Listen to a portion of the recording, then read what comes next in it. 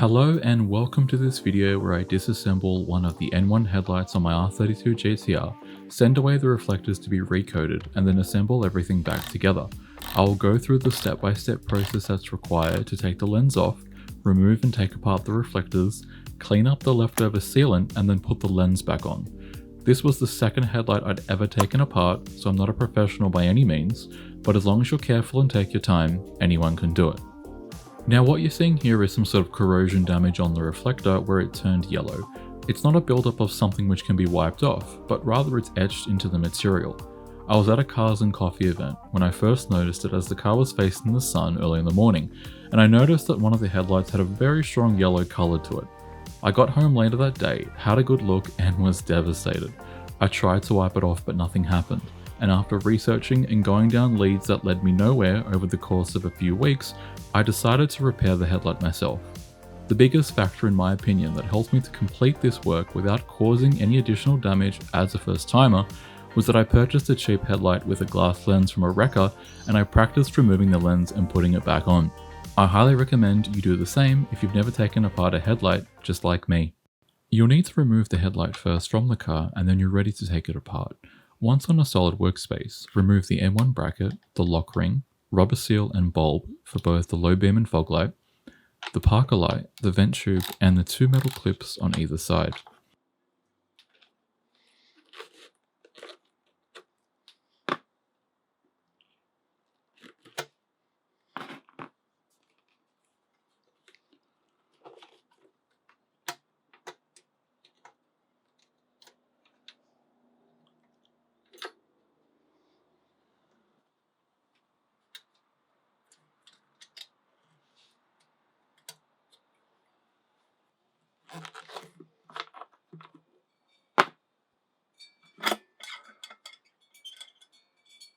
When I removed my fog light bulb, you may have noticed that the whole spring came with it, which shouldn't normally happen.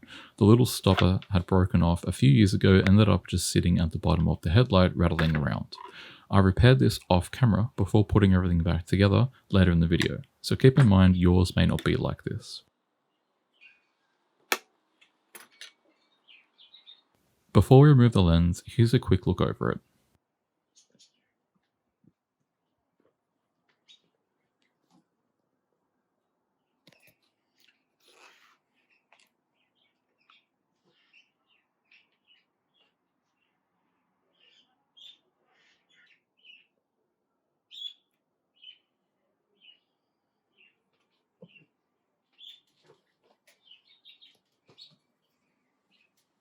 Now normally people use ovens to remove the lens, but I'm using a barbecue. My setup is to use the left two burners with a divider to force the heat up and over to the other side where the headlight will sit facing up. Right next to it is a temperature probe so I can more accurately monitor the temperature around the headlight instead of the one on the barbecue, which is a bit more general. Preheat the barbecue to approximately 110 degrees Celsius and then place the headlight inside. Set a timer for 15 minutes and let it sit there while trying not to worry about it too much. On my test headlight, I tried laying the headlight down and found there wasn't an even heat distribution around it. By facing it up, in my mind anyway, you're more likely to get an even amount of heat around the lens, and that's key to an easy removal without damage. Removing the lens may look a little daunting, but it's actually pretty easy as long as you heat up the headlight enough and have the right tools. I started from the bottom right corner with a flathead screwdriver to separate the lens from the housing by inserting and twisting. Why this corner? Well, it can't be seen from the outside with the bonnet up, so if you happen to make a mistake, it's okay because it can't be seen. I then used expanding pliers, which I bought just for this job, to help spread the lens and housing apart. It is a tool, so go slow and be careful not to use too much force. It should be relatively easy to separate.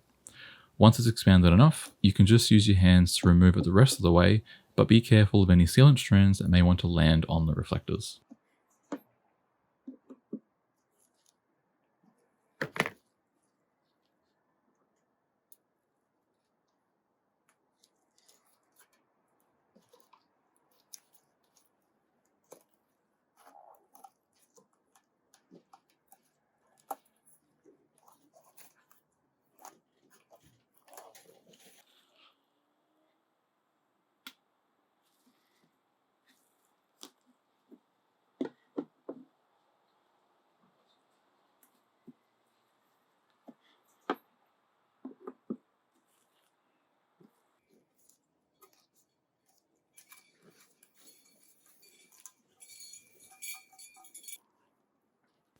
And here's the damage. This was the first time I was able to take a close look at it without looking through the lens, and I probably spent about 15 minutes doing this.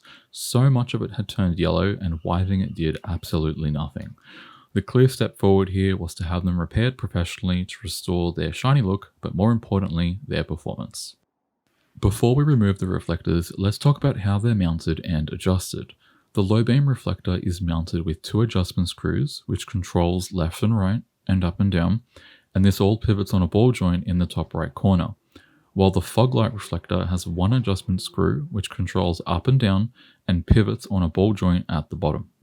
Looking at the back of the low beam reflector, the adjustment screw on the left controls left and right adjustments, where turning it anti-clockwise will move the beam of the reflector to the right, and of course clockwise will move it to the left.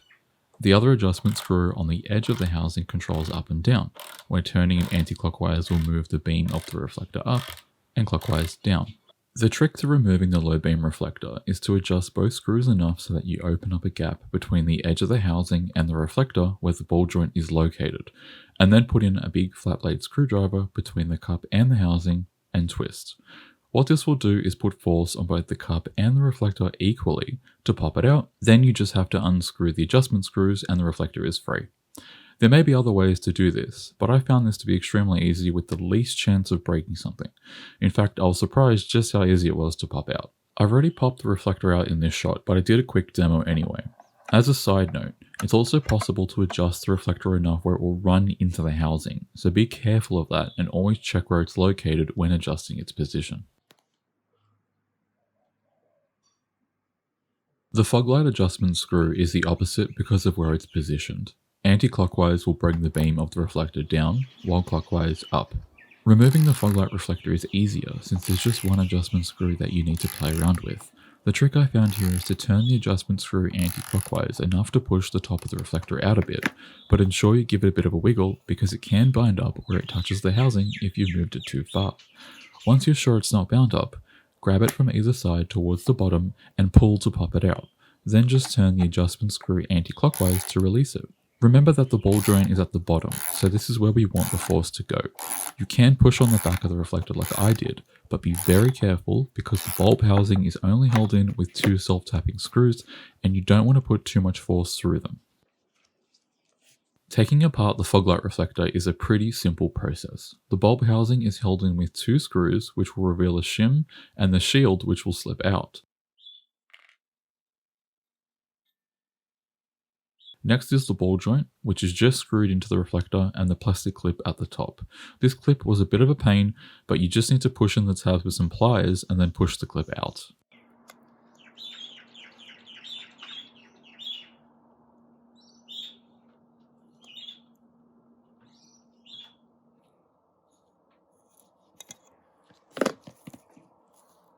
Taking apart the low beam reflector is even easier. Unscrew the ball joint, remove the bulb clip, and 2 more of those plastic clips. When taking apart all of these bits, it's handy to place them into small labelled bags so that you know where they need to go later on.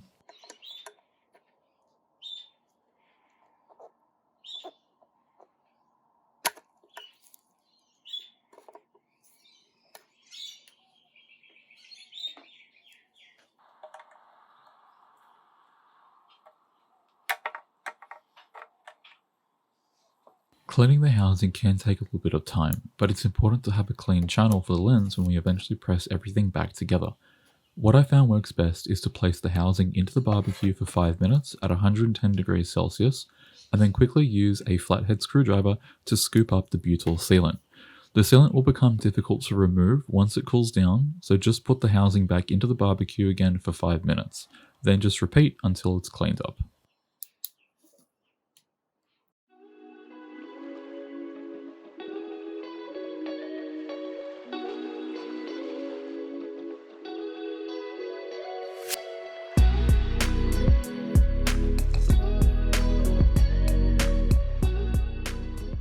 Repeat the same process for the lens, so back in the barbecue at 110 degrees Celsius for 5 minutes. Just be careful not to let the screwdriver slip and scratch or damage the lens.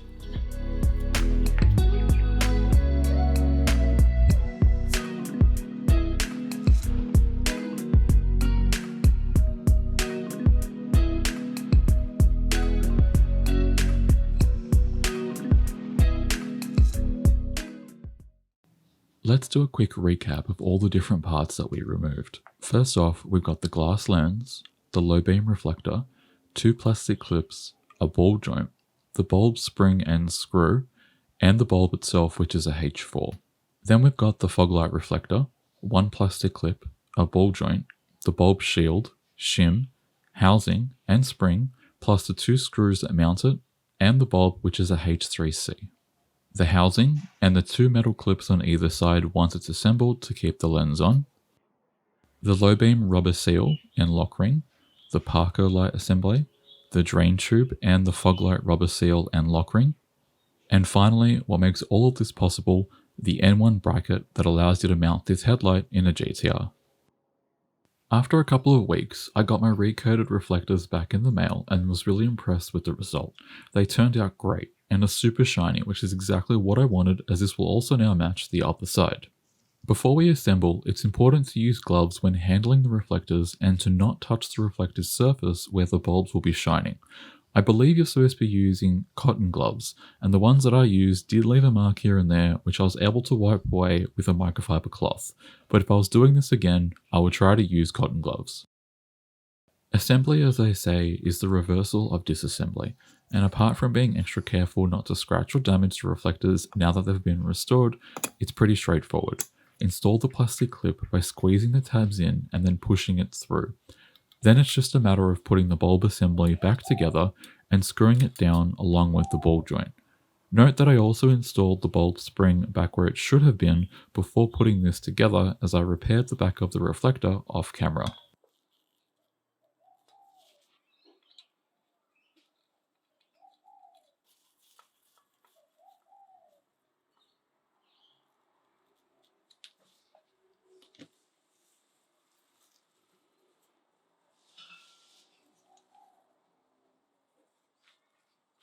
The low beam reflector has the same 2 plastic clips to install, plus the bulb spring and ball joint.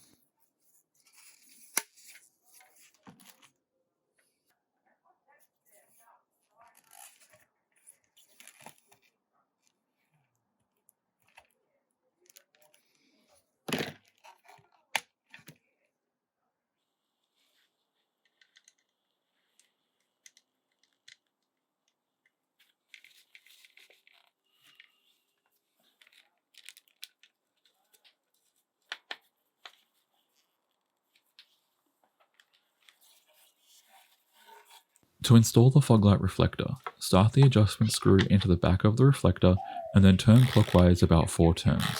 Ensure it's got a bit of wiggle room, line up the ball with the cup and then push it into place. I put a bit of pressure on the front face of the reflector to help push it in, as well as the pressure from my hand on the sides. The low beam reflector was a little bit tricky but still relatively easy to install. Again, start both adjustment screws into the back of the reflector and then turn them equally to draw the reflector in. What you want to do is line up the ball with the cup and make sure there's enough room between the left and top edges of the reflector and the edges of the housing. Reason being is because when you push the reflector into place, the top part of it is going to push in and may potentially hit the housing. The shot here is about how much space I had, and it worked out fine.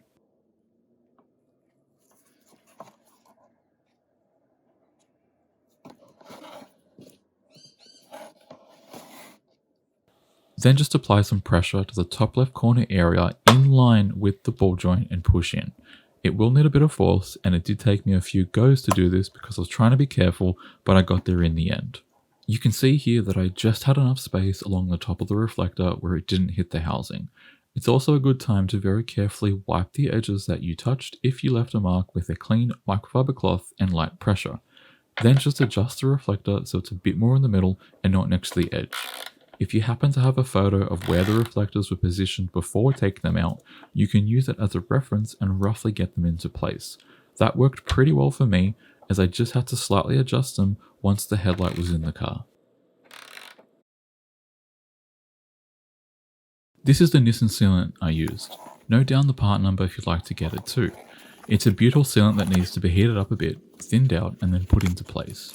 I heated it up for about 3 minutes at 110 degrees Celsius before using it.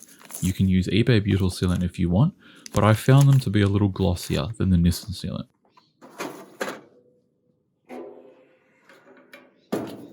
Like I said before, thin the sealant out by stretching it and then push it into the gap where the lens will push into. If you need to, use your finger or a screwdriver like I did to help push it into place and get it roughly in the middle. This is hopefully the last time you'll see your reflectors, so use a battery or air-powered blower on low and blast out any bits of dust that may have landed in while you are working. You could also give the inside of the lens a bit of a wipe if it needs it too. Line up the lens and slightly push it into place. I did this mostly just to make sure it wouldn't fall off in the next step, and that is to heat up the barbecue to 110 degrees Celsius and place the headlight inside to soften up the sealant, which will allow the housing and lens to squeeze together. Now, the first time I did this, I heated it up for 5 minutes, but this wasn't enough, and as I was only able to get one of the clips on because the other side didn't squeeze down enough. I then put it back into the barbecue for 7 minutes without letting it cool down, and that worked much better. Once heated up, apply firm pressure all the way around to squeeze it together. If needed, you can push down on your workspace, but be very careful not to damage the lens. Then secure both clips on either side of the headlight to lock it into place. If I was doing this again, I would just leave it in the barbecue for 10 minutes at 110 degrees Celsius, and I think that would be perfect from the get-go.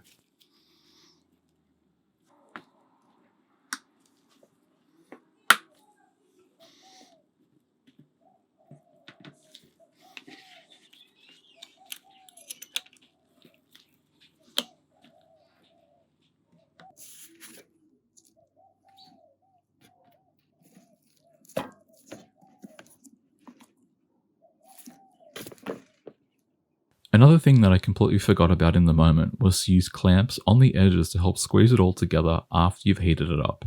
I used a couple off camera as I noticed a bit of a gap still present and it worked really well. Here's a quick mock-up on the installed headlight to give you an idea of what I mean. I left the headlight for several hours to cool down, and now we're up to the final part of the assembly, which is the home stretch. Install the bulb, rubber seal and lock ring for both the low beam and the fog light. I was also able to use the bulb string properly on the fog light, which I was really happy about.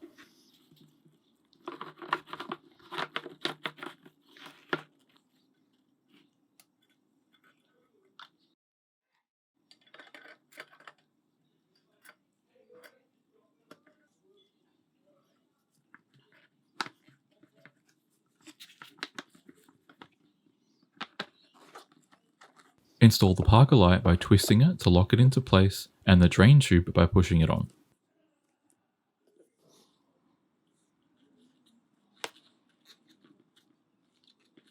Then grab the N1 bracket and install that with 2 screws and a nut on the stud.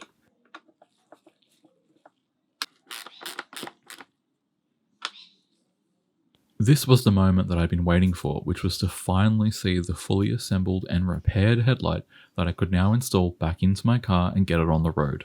As you can see, it looks great through the lens and is much better than what it was.